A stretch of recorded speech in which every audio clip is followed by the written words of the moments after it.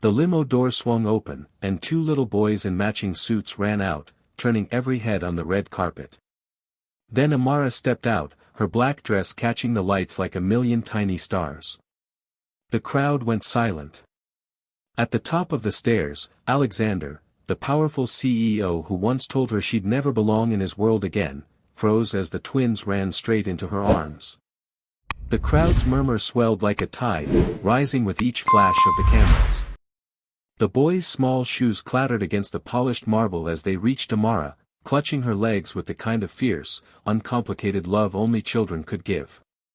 Alexander's hand, which had been resting casually on the rail moments ago, tightened until his knuckles whitened. He didn't move. He didn't speak. He just stared at the woman he once believed he had erased from his life, the woman now standing on the red carpet in front of all his peers, and with two children whose faces mirrored his own more than he cared to admit. Amara knelt, smoothing the boys' suits with quick, practiced hands. Her smile to them was gentle, but when she straightened and met Alexander's eyes across the distance, the warmth drained from her expression. What replaced it was something sharper, colder, the kind of look that cut deeper than words. "You didn't tell me there'd be kids," one of the board members whispered to another, their voices barely covered by the clicking of cameras. Alexander's jaw flexed. "They're not," he began, but the words died in his throat. Denying it here, in front of this audience, would be a spectacle.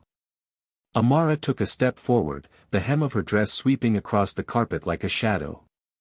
The twins clung to each of her hands, small but steady anchors.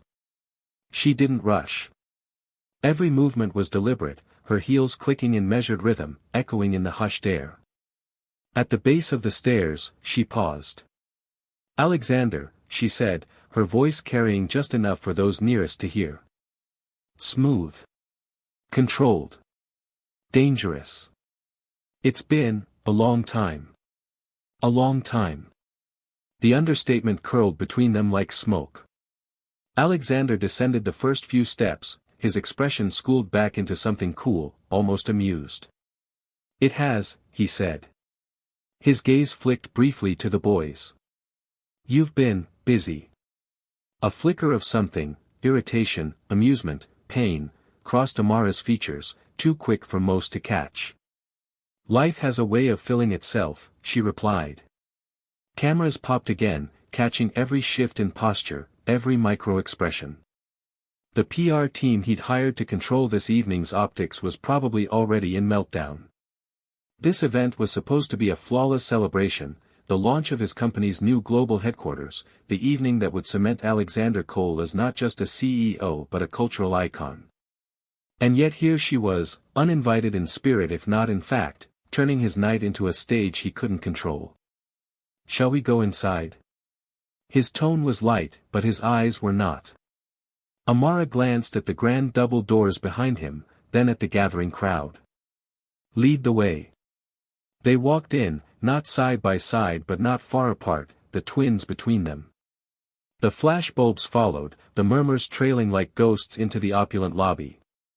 Inside, the light softened, replaced by the warm glow of chandeliers and the low hum of strings from the live quartet in the corner. Alexander kept his stride measured, but his mind was running through calculations: who in the room would notice, who would talk, who might be a liability now that she had appeared. Amara, meanwhile, let her gaze sweep the room. She caught the looks from women in glittering gowns, the speculative stares from men in tailored suits. Every one of them knew this was not just a casual reunion. One of the twins, Daniel, if Alexander remembered the name from the brief research his assistant had done, tugged on Amara's hand. "Mama, can we get cake?" he whispered. Her expression softened again as she bent slightly. "In a minute, sweetheart." Alexander watched the exchange, the tenderness of it a sharp contrast to the battlefield tension between the adults. "They call you Mama," he said quietly, almost to himself. "That's what I am," she answered, her tone flat. A waiter in crisp black approached with a tray of champagne flutes. Alexander took one without looking, his gaze never leaving hers. "You came here for a reason. What is it?" Amara smiled then, small, deliberate. Maybe I just wanted to see if the man who threw me away had changed. That landed. He didn't flinch, but she saw the almost imperceptible tightening around his eyes. And she glanced toward the towering glass windows that overlooked the city, the skyline glittering like scattered diamonds. I guess I'll find out tonight. The twins shifted restlessly. Amara led them toward one of the side tables, her movements graceful but purposeful. She wasn't here to disappear into the background, every step was a statement. From across the room, Alexander watched. His grip tightened around the stem of his glass. If she thought she could walk in here, parade the past in front of him, and walk out unscathed, she had underestimated him. But deep down, though he'd never admit it, part of him wondered if it was he who had underestimated her. Alexander forced himself to stay still, to not follow her across the room like a moth chasing the flame that had once burned him. Instead, he let the champagne cool in his hand, focusing on the polite laughter and applause as one of his VPs finished a speech at the podium. But his eyes betrayed him, flicking toward her every few seconds. Amara settled the twins at the side table, speaking softly to them before straightening and scanning the crowd. It was impossible not to notice her. She had that same magnetic presence she'd had years ago, the one that had drawn him to her in the first place, back when he was still a man who believed he could want something simply because it was beautiful. A woman in emerald silk leaned in close to Alexander, her perfume heavy and sweet. "Who's the vision with the children?" she asked, her voice syrupy with curiosity. "A guest," he replied shortly, eyes still locked on Amara. The woman followed his gaze, then smiled in a way that told him she'd just found fresh gossip to serve at her next dinner party. Alexander downed the rest of his champagne. Enough. He wasn't going to spend the night dodging whispers. He crossed the room, each step measured, calculated. When he reached her table, the twins were deep in conversation about the cake table across the room. "Alexander," she greeted, her tone cool but polite, as if they were acquaintances meeting at a charity gala. "Amara." He let the silence stretch for a beat. "You look, well." She smiled faintly. "And you look exactly like the last time I saw you, right before you told me I wasn't good enough to stand beside you." His jaw tensed, but he kept his expression neutral. "That's not how I remember it." "Memory's funny like that," she replied lightly, turning her attention briefly to the twins. He glanced at them again, the shape of their noses, the set of their chins.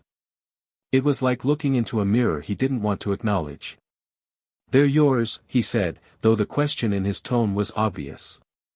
"They're mine," she confirmed, her gaze steady.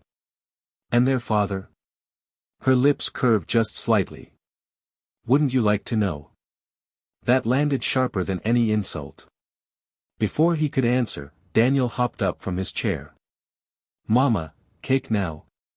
Amara stood. "Of course." She looked at Alexander. "If you'll excuse us." She led the boys away, her head high, her walk unhurried. Alexander watched them go, tension crawling up his spine. She had turned her back on him in front of 100 people, in his building, at his event. And somehow, it didn't feel like she was done yet. He followed later, not directly, that would draw too much attention, but enough to keep her in sight as she moved through the crowd. Every person she passed seemed to take note of her, whispering, glancing between her and the CEO. At the dessert table, one of the twins reached for a slice of chocolate cake far too big for his plate. Amara laughed, a sound Alexander hadn't heard in years, and gently replaced it with a smaller piece. The sound hit him unexpectedly, stirring something he thought he'd buried. He remembered summer nights in the cramped kitchen of her old apartment, her laughter carrying over the hum of the refrigerator, her eyes lit with something he didn't have a name for back then. He shoved the thought away. Amara turned then, catching him watching. She didn't look away. If anything, her gaze sharpened, as though she were silently daring him to speak. When he finally did, his voice was low, controlled. "Why are you here, Amara?" She took a slow sip from her champagne flute, never breaking eye contact. "You invited me," remember? His brow furrowed. I didn't, then it clicked. His assistant. She had handled the guest list for the charity segment of the evening, reaching out to notable figures from his past for optics. Amara must have received one of those invitations, and decided to turn it into a statement. A bold one.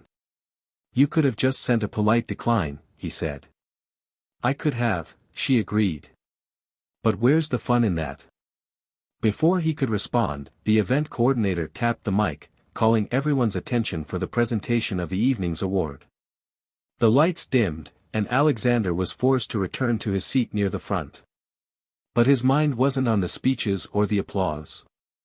It was on the woman in the back, the twins at her side, and the unspoken challenge in her eyes.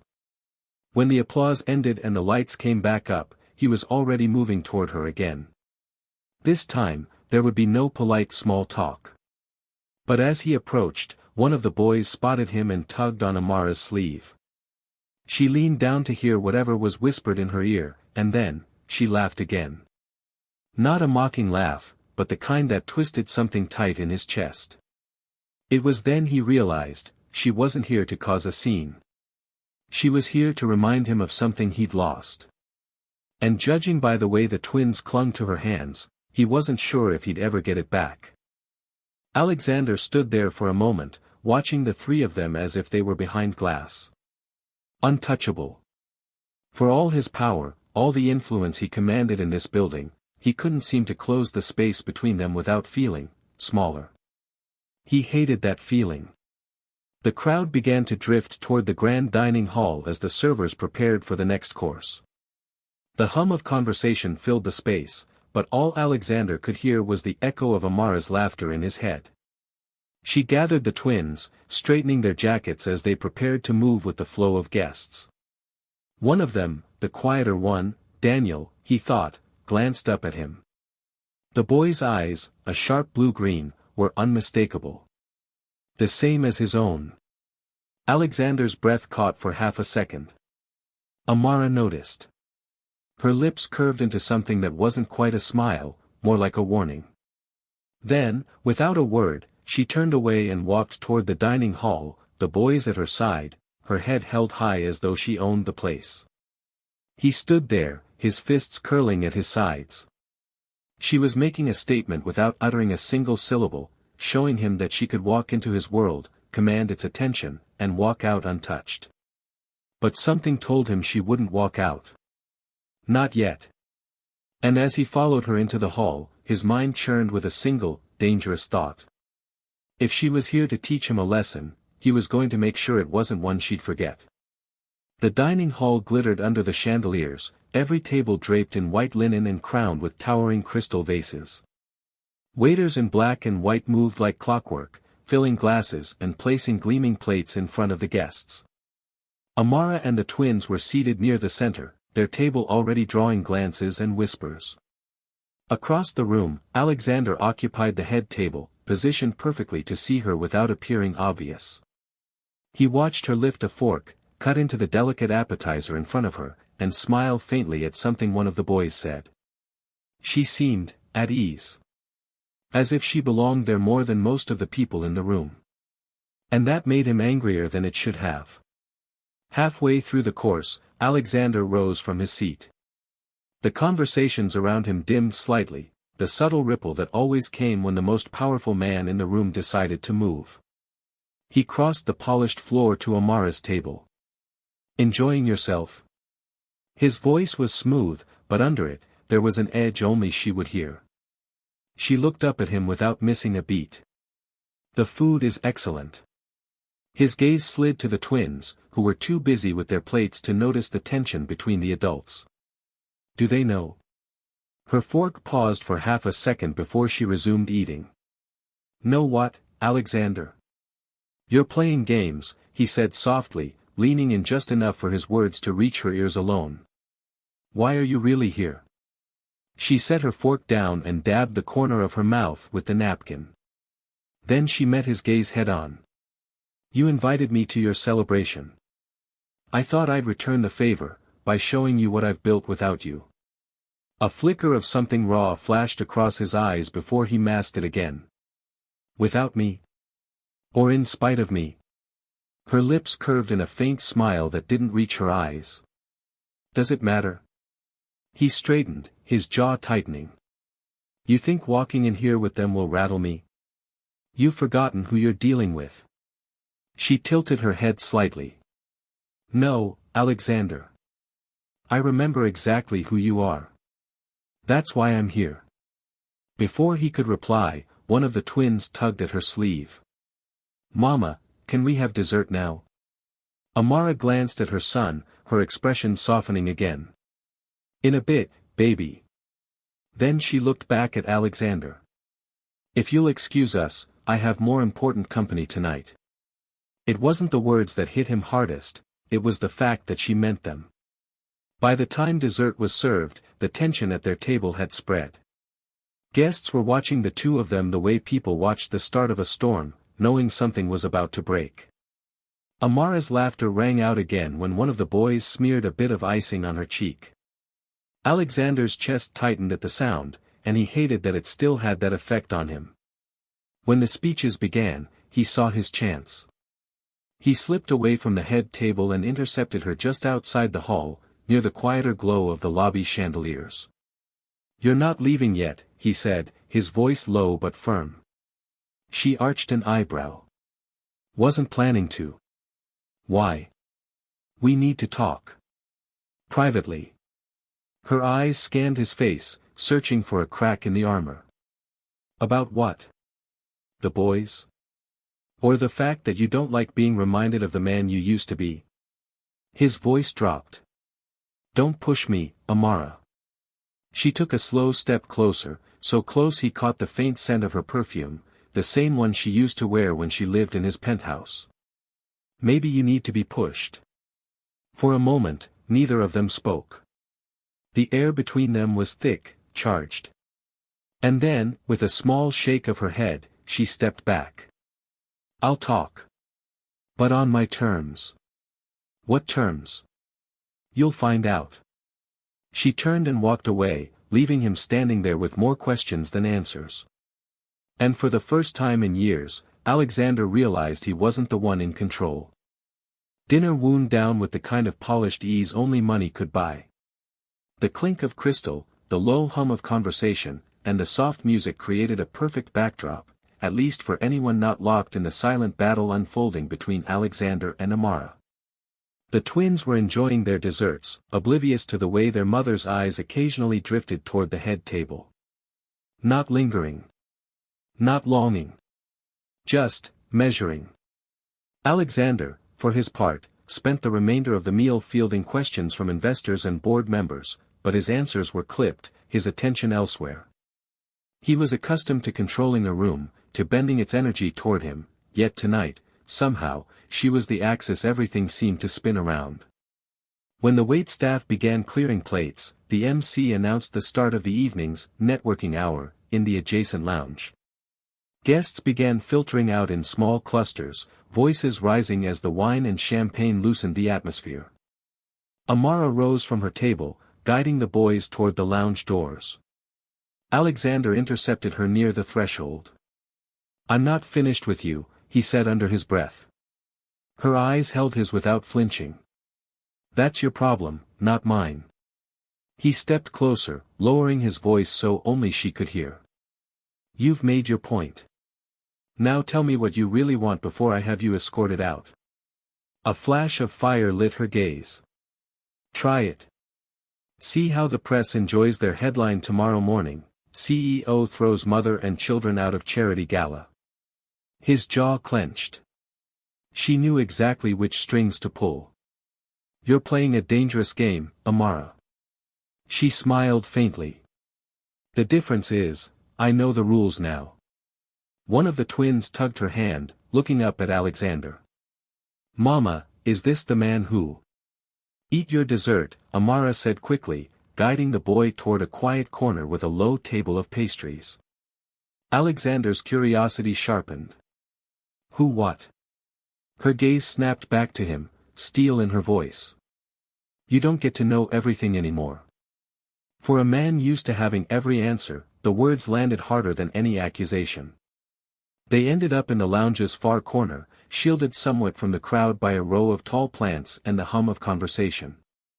Amara sat while the twins explored the dessert spread, their giggles floating back intermittently. Alexander stood across from her, his hands in his pockets, his stance deceptively casual. "You've changed," he said. "You haven't," she replied without hesitation. He gave a low chuckle, though there was no humor in it. "You think that's an insult?" "I know it is." Their eyes locked for a long moment. The years between them, the arguments, the betrayal, the silence, all seemed to condense into that look. Finally, he asked, "Why didn't you tell me?" Her brows lifted slightly. "Tell you what?" "That they're mine." The words hung between them, heavy. For the first time that night, Amara's composure wavered. Not much, just a flicker in her eyes, but he caught it. "You're assuming a lot," she said quietly. "You think I don't recognize my own eyes looking back at me?" His voice was low, almost dangerous now. She inhaled slowly, steadying herself. "Recognition isn't the same as proof." "Then give me proof." Her lips curved into a tight smile. "You think this is about biology, Alexander? That's the only thing that makes someone a father?" His hands curled into fists in his pockets. "I could have been there." "You weren't," she cut in, her tone sharp enough to draw blood. "You made sure of it. You walked away when it mattered most." That silenced him. Around them, the hum of laughter and clinking glasses carried on, oblivious to the fault line widening between them. Amara leaned forward, her voice dropping so only he could hear. "You don't get to rewrite history because it's inconvenient now. You made your choice. And I made mine." For the first time in years, Alexander had no immediate counter. She sat back, eyes flicking briefly to the twins, then back to him. "The difference between us? I built something worth holding on to. You built walls and called it success." He didn't follow her when she rose to guide the boys toward the main hall again. He stayed rooted to the spot, replaying her words like a bruise he couldn't stop pressing. Because buried in the sting was something worse than anger. It was the creeping, undeniable sense that she was right. The evening's final segment was meant to be a celebration, a toast to Alexander's vision, his company's growth, and the new chapter ahead. Guests filled the main hall once more, champagne glasses in hand. Alexander took his place on stage, the spotlight warm on his face. He had delivered speeches like this hundreds of times, yet tonight the words felt heavier in his mouth. His eyes swept the crowd, and inevitably, they found her. Amara stood near the back, one hand resting on each twin's shoulder. She wasn't smiling. She wasn't clapping. She was simply watching. He launched into the prepared remarks, the carefully scripted blend of gratitude and ambition his PR team had crafted. But midway through, his gaze landed on Daniel, the boy's small, serious face, and something shifted. His voice caught for half a beat, just enough for the front row to notice. "And so tonight, as we look to the future, we remember that what we build should last beyond us," he finished, his words heavier than the script intended. Polite applause swelled, the sound hollow in his ears. As the lights dimmed and the music resumed, Alexander left the stage, weaving through the crowd until he reached her. "We're not finished," he said quietly, his tone leaving no room for argument. Her eyes narrowed. "Then say what you came to say." "Not here." His gaze flicked to the twins. "They deserve to hear it somewhere else." Her jaw tightened, but she nodded once. "Fine. 10 minutes." They ended up in one of the smaller side rooms, a lounge with floor-to-ceiling windows overlooking the glittering city. The twins were settled with pastries at a low table by the window, their laughter a soft counterpoint to the tension thickening the air. Alexander stood near the door, Amara by the windows. "You should have told me," he said finally. "You should have been the kind of man I could tell," she replied, her voice low but unshaking. He stepped closer. You think I wouldn't have stepped up? You think I wouldn't have taken care of them? Her gaze locked on his. You would have taken care of them like you take care of your board members and your shareholders, with contracts, conditions, and the expectation of control. That's not what they needed. And it's not what I needed. His breath came heavier now, frustration building. You made that choice for me. No, Alexander. You made it for yourself the day you chose your image over us. The words landed like a slap. For a moment, he could only stare at her, the reality of her anger, and the years behind it, sinking in. One of the twins giggled at something his brother said, their voices light in the quiet room. Alexander's eyes flicked to them, and in that instant, the weight of what he'd missed hit harder than anything she'd said. Amara followed his gaze. Now you understand why I came tonight. She turned toward the boys, leaving him standing there in the thick, unspoken truth. Back in the main hall, the atmosphere had loosened. Guests were on their third or fourth glass of champagne, the music was livelier, and the low buzz of networking deals mixed with polite laughter. But Alexander wasn't mingling. He stood near the edge of the room, a glass in hand he hadn't touched, watching Amara from a distance. She was speaking with an older couple, her smile practiced but her eyes still carrying the weight of their earlier conversation. The twins stood nearby, each holding a small box with a slice of cake wrapped inside. Every so often, one of them glanced toward Alexander, curiosity in their young eyes. It was unsettling. He could face down competitors, government regulators, even hostile press without blinking, but the quiet, direct gaze of a 6-year-old boy made his chest feel like it was folding in on itself. He took a step toward them, then stopped. No. Not now. Not here. Amara caught his hesitation. She excused herself from the conversation and turned toward the boys, crouching down to fix a crooked tie.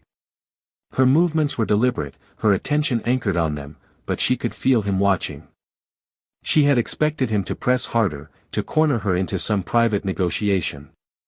The fact that he hadn't, that he was holding back, made her more unsettled than any confrontation would have. Because Alexander Cole didn't retreat. Not in business. Not in anything. A voice broke through the moment. Mr. Cole, the journalists from the Times are here, one of his assistants said, appearing at his side. They'd like a quote and a photo.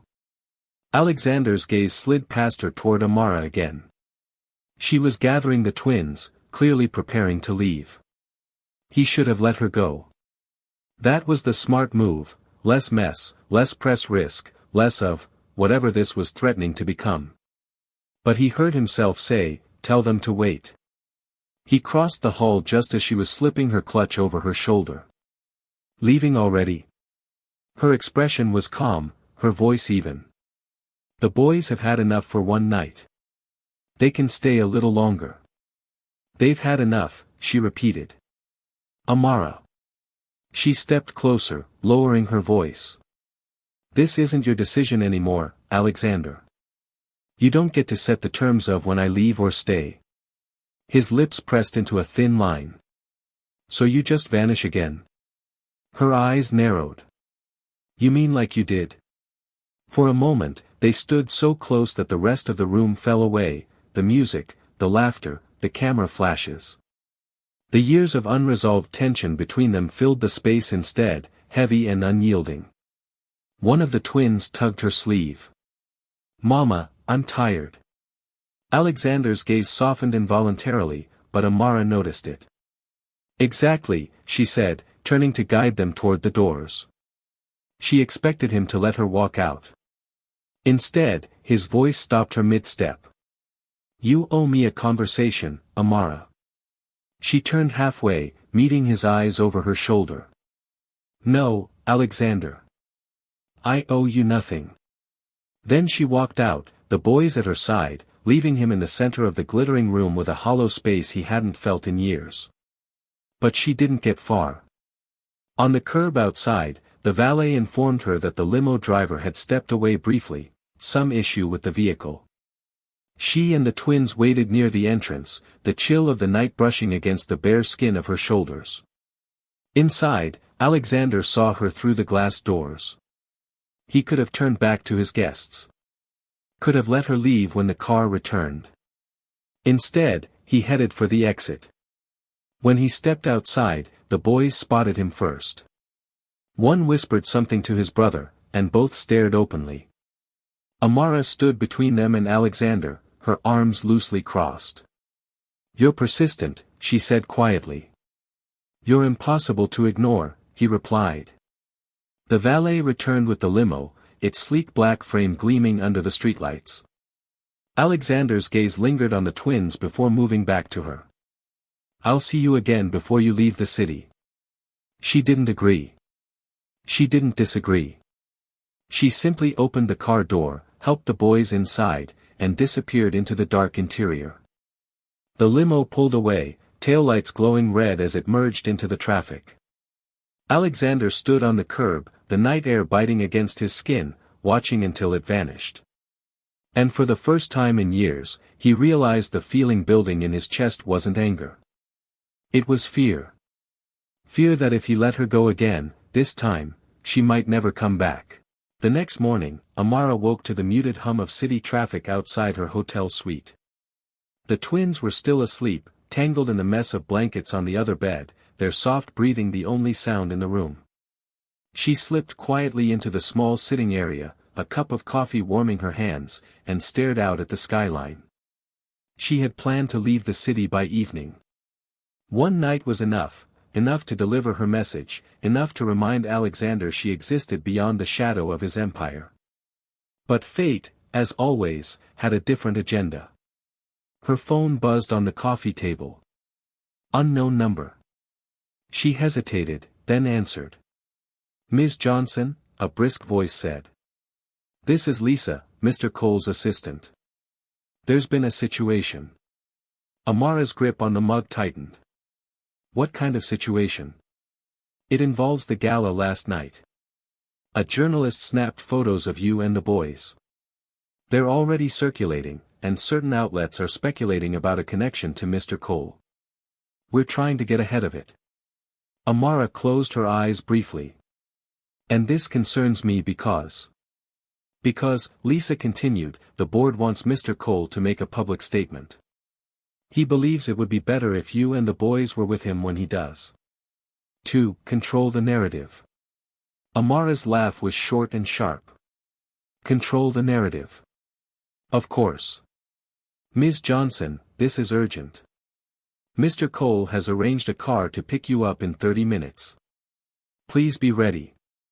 She was about to refuse, to hang up and go back to her coffee, but then she thought of the photos, the headlines that could twist the truth before she even had a chance to speak it. And more than that, she thought of the twins. Exactly 30 minutes later, a sleek black SUV pulled up outside the hotel. The driver held the door open as Amara ushered the boys inside. They arrived at Alexander's office tower, 50 floors of glass and steel piercing the morning sky. Security escorted them to a private elevator that opened directly into his penthouse-level office. Alexander was waiting. The city skyline stretched out behind him, sunlight glinting off the river in the distance. He looked perfectly composed, but his eyes gave him away, sharp, searching. "Thank you for coming," he said. "I didn't come for you," Amara replied, guiding the boys toward the plush seating area. "I came to make sure no one writes their story for them." The boys settled in with juice and a plate of fruit that appeared almost instantly, courtesy of Alexander's staff. He turned back to Amara. "We need to present a united front. Just for today." Her eyebrows lifted. "United front. That's rich, coming from you." "Amara." "No, Alexander. I'm not here to play house for the cameras. If you want my cooperation, then I get to set the terms this time." He crossed his arms. "What terms?"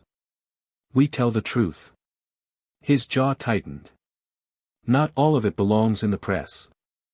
Then maybe you should have thought about that before you decided who did and didn't belong in your world. The air between them was taut, heavy with everything unsaid. The press conference was set for noon in the building's atrium. Cameras, reporters, flashing lights, the full spectacle. Amara stood slightly to Alexander's left, the twins in front of her.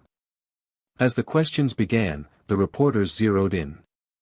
"Mr. Cole, can you confirm your relationship to Ms. Johnson and her children?" Alexander glanced at Amara, a silent exchange sparking between them. She met his gaze without flinching. "They are important to me," he said finally, his voice measured. It wasn't the answer the press wanted, but it was enough to ignite a dozen more questions. Amara's hand rested gently on the shoulder of the nearest twin, her posture calm, her eyes steady on the sea of cameras. She wasn't here for him.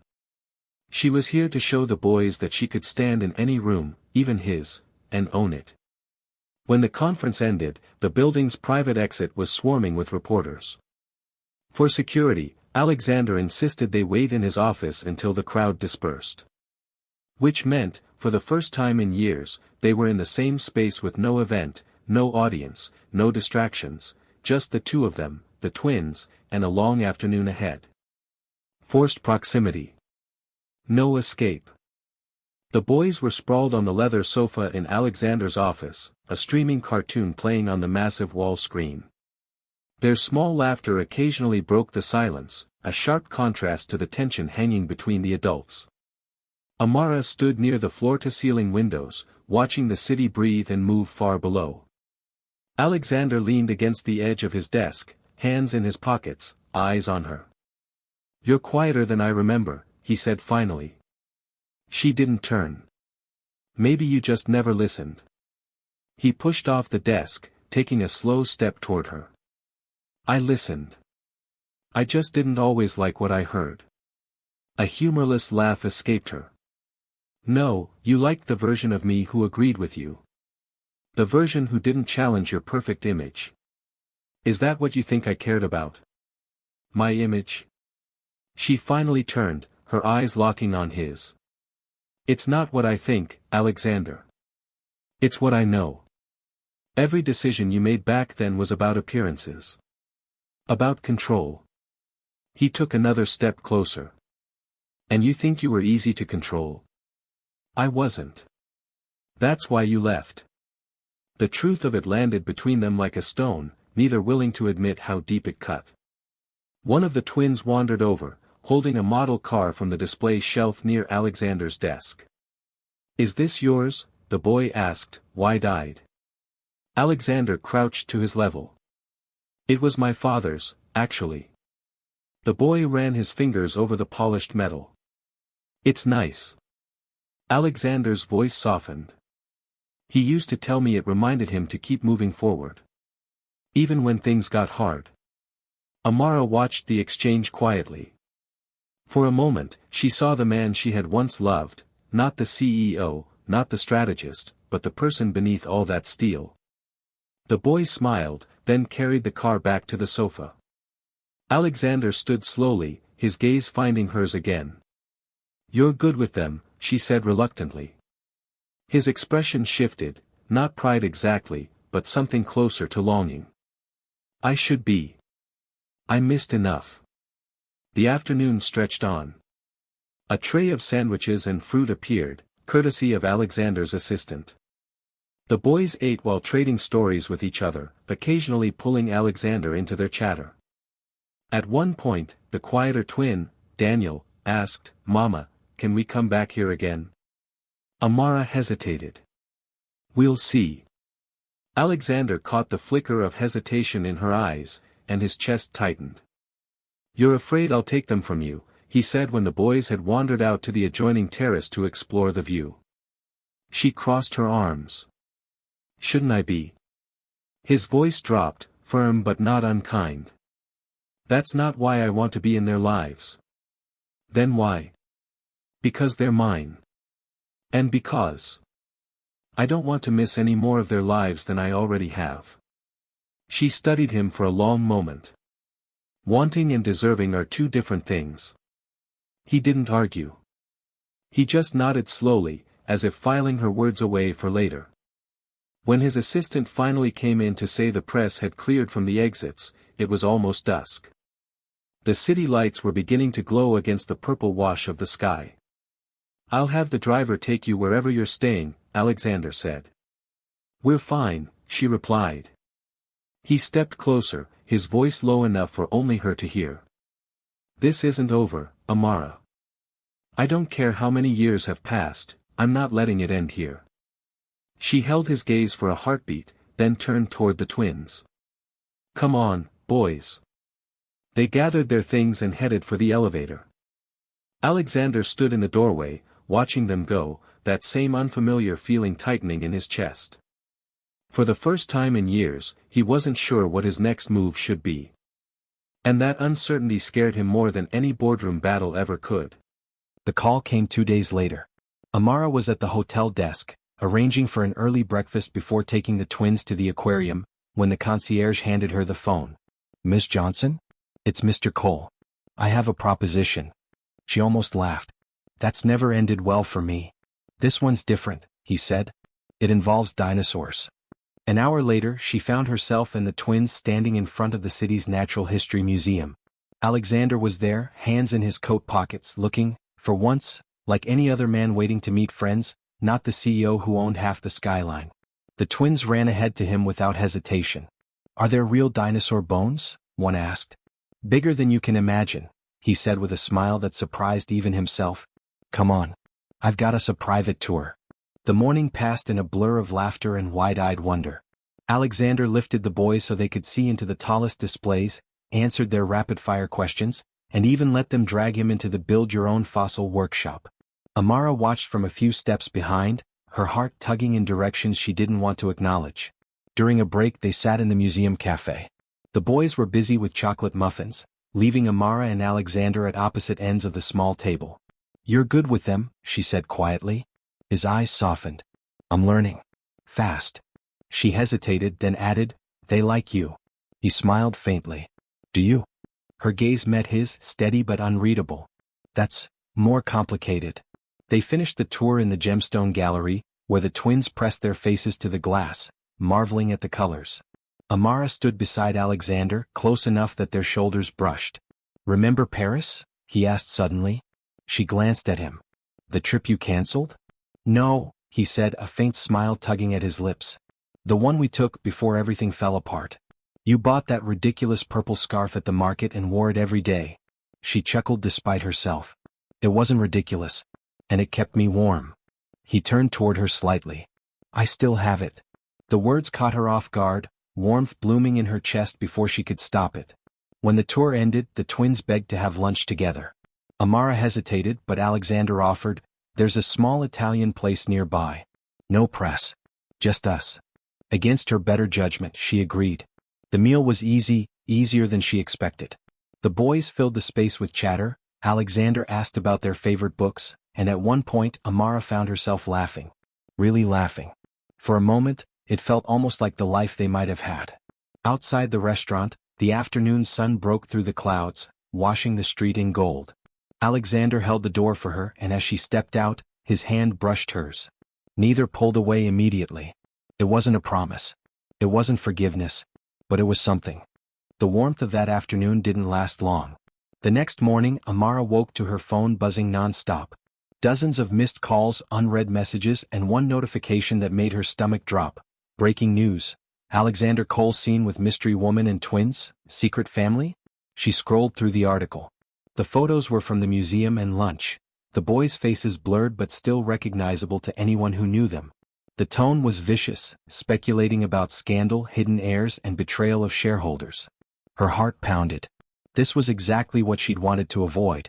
By the time she stormed into Alexander's office, he was already surrounded by advisors. The mood was tense, clipped, all business. "I need a word," she said from the doorway. His eyes flicked to her, then to his team. "Give us a minute." When they were gone, she stepped inside, slamming the article printout onto his desk. "You said no press." "I didn't invite them," he said evenly. "They don't just appear out of nowhere, Alexander. Someone tipped them off." He held her gaze. "And you think it was me?" Her voice sharpened. The timing is convenient. A few soft moments, some pictures of you playing dad. Now the world sees Alexander Cole as a family man. How perfect for your image. His jaw tightened. You think I'd use my children for PR?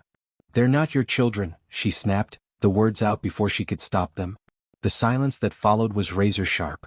Alexander stepped around the desk, closing the distance between them. Say that again. Her throat tightened.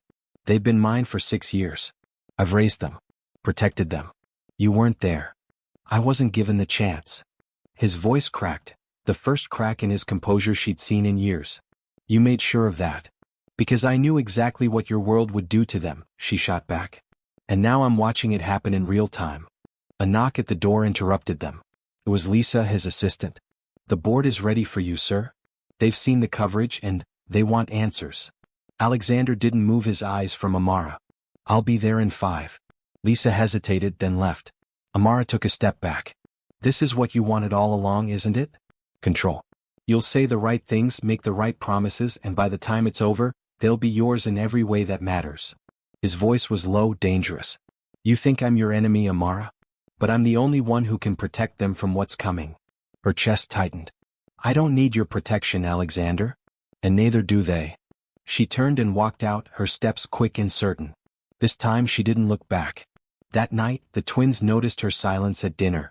Mama, are we seeing him tomorrow? One asked. Her throat constricted. No, she said softly. Not tomorrow. In his penthouse across the city, Alexander stood alone by the window, the city lights stretching into infinity. He'd faced hostile takeovers and billion-dollar lawsuits without blinking. But tonight he felt like he'd lost something he didn't know how to fight for. The city was restless that night. Rain tapped against the windows of Amara's hotel suite, a slow, persistent rhythm that matched the ache in her chest. The twins had fallen asleep, their heads touching on the shared pillow, the flicker of the muted TV casting soft light across their faces. Amara sat at the edge of the bed, staring at them, her thoughts a tangle of anger, fear, and something she refused to name. She told herself she was doing the right thing, protecting them from the chaos Alexander carried like a shadow. But another voice whispered, what if they need him too? Across the city, Alexander was in his penthouse office. The skyline stretched in front of him like a challenge. His board meeting had been brutal. Some saw the family man angle as an asset. Others saw it as a liability, a distraction from the hard edges they expected of him. But the business noise faded in his mind. All he could see was the look in Amara's eyes when she told him the boys weren't his. He'd spent years convincing himself he could live without her. But the thought of living without them, without the chance to know them, was something else entirely. Near midnight, Amara stepped out onto the balcony of her suite. The rain had stopped, leaving the air cool and sharp. She thought about the first time she'd met Alexander, the way he'd made her feel like she was seen, truly seen, in a world that had always looked past her. And then she thought about the night she'd left, the fear, the grief, the crushing certainty that staying would destroy her. Her phone sat on the small table beside her. She picked it up more than once, scrolling to his name then locking the screen without calling. Alexander, meanwhile, had poured himself a drink he didn't touch. Instead, he found himself staring at an old leather box in his desk drawer. Inside were scraps of their past, a photo from Paris, the purple scarf, a folded note in her handwriting that simply said, "Stop working. Come home." He thought of calling her. Thought of showing up at the hotel. Thought of telling her, plainly, that he didn't care about the company or the board, that he just wanted to be in their lives. But pride kept him still. The next morning, Amara took the twins to the park. They chased each other across the damp grass, their laughter cutting through the morning chill. A little girl ran past them, calling, "Daddy," and throwing herself into the arms of a man who'd just arrived. Amara's chest tightened. She could feel the boys watching the scene, their faces unreadable. She realized then that they had questions she couldn't answer without him. That evening, she sat at the desk in her hotel room, pen hovering over a blank sheet of paper. She wrote one line then crossed it out. Wrote another. Finally, she gave up and picked up her phone. This time she didn't stop herself. "Alexander," she said when he answered, her voice quieter than she intended. "We need to talk. Just us. No board, no press. About the boys. About everything." There was a long silence on the other end. Then, "Tonight. My place. 8 o'clock. She hung up without agreeing, but she knew she'd go. Amara arrived at Alexander's penthouse just before 8. The elevator doors slid open into the vast, glass-walled living room, the city glowing like 1,000 candles beyond.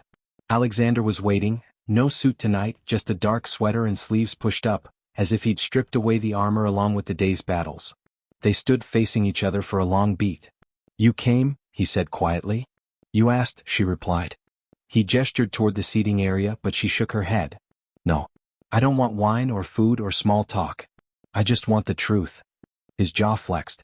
"The truth is, I let you go because I thought it was the only way to protect you from the weight of my world. And I was wrong. I thought if I could build something strong enough I could come back for you and it would be okay. But by the time I could, you were gone." Amara's eyes shimmered, but her voice was steady. "And the truth is, I left because I didn't believe you'd fight for me. I thought I'd just be another thing your family could take away." "They can't take you," he said, stepping closer. "They can't take the boys. Not unless you let them." She swallowed hard. "This isn't just about us anymore, Alexander. It's about them. I've spent their whole lives trying to keep them safe. I can't risk that for me." His voice was rough now. "Amara, I'm not asking you to risk anything for me. I'm asking you to let me risk everything for us." She searched his face, looking for the man she used to know. And there he was, not the CEO, not the coal heir, just Alexander. The twins' laughter drifted from the hallway. She turned, and there they were, led in by Lisa, who'd been watching them in another room. "Mom," Daniel said, "Mr. Cole showed us the roof garden. It's amazing." Alexander smiled faintly, glancing at Amara. "Maybe you can all see it together." She hesitated, then nodded. The four of them stepped out onto the rooftop terrace. The city stretched in every direction, the air cool and tinged with the faint scent of rain. The twins darted ahead, their voices echoing in the open air. Amara and Alexander followed slowly, side by side. "You know," she said, "if you want to be in their lives, it's not about grand gestures or press statements. It's about showing up. Every day." "I can do that," he said without hesitation. "If you'll let me." She looked at him for a long moment, then let out a breath she didn't know she'd been holding. "Okay. But this time you don't get to walk away." "I won't," he said. "Not again." Later, as they headed back inside, one of the boys slipped his hand into Alexander's. He froze for a second, then closed his fingers gently around the small hand. Amara saw it and didn't look away. For the first time in years, the distance between them didn't feel impossible. And so, beneath the glow of the city lights, a family once torn apart by pride and silence found its way back, not through power or wealth but through the quiet, daily choice to stay. Some say time changes love, but perhaps it only reveals what was worth holding on to all along. If it were you, would you have given him a second chance? Share your thoughts in the comments, and don't forget to subscribe so you never miss more emotional, heartwarming stories like this one.